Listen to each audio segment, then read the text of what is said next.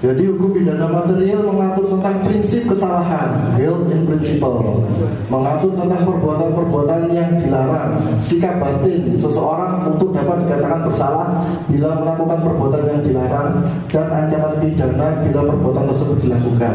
Yang paling membingungkan ini sikap batin. Apa itu sikap batin? Ya niat dari tersangka. Ya. Kemudian hukum pidana formil, nanti saya jelaskan nanti sikap batinnya. Hukum pidana formil mengatur tentang prosedur untuk menentukan seseorang secara fakta bersalah, guilty in fact.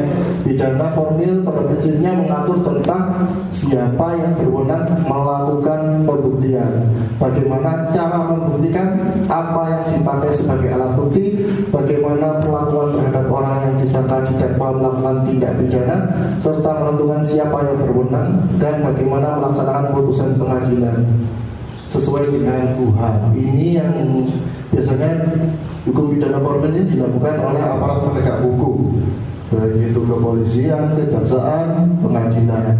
Jadi mereka bertindak itu harus sesuai dengan KUHP. Semuanya diatur di KUHP. Tugas-tugasnya bisa dengan baca nanti di KUHP. Jadi hukum pidana formil mengatur tentang tata cara penegakan hukum pidana material. Selain formil material juga dikenal dengan hukum objektif dan subjektif. Objektif just only, yakni adanya perintah dan larangan yang diancam pidana. Barang siapa mencuri dikenakan pasal ini, ancamannya 4 tahun. Nah, ketentuan-ketentuan mengenai upaya hukum, upaya pemidanaan yang dapat digunakan untuk menjerat jika norma itu dilanggar. Aturan yang menentukan kapan dan di mana berlakunya norma tersebut. Kemudian jus bonale adalah hukum pidana positif, hukum yang berlaku pada suatu tempat dan waktu tertentu yang dikaitkan dengan akibat yang berbentuk sanksi negatif, atau disebut juga hukum pidana dalam arti objektif. Bingung ya? Hukum positif ini pokoknya hukum yang berlaku saat ini di tempat ini. Nah, seperti itu. Kalau baca ini karangannya profesor ini memang sangat jelimet.